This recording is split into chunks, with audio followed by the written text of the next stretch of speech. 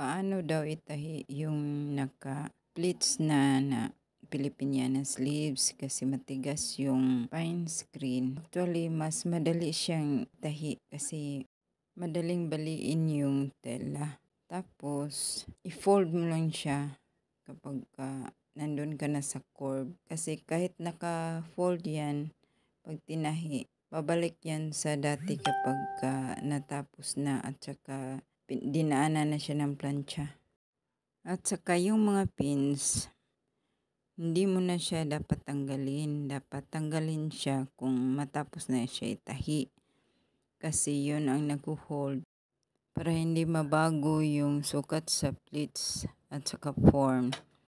Simple ganyan lang yung pagbali. Ito na rin yung right side tapos ang left side.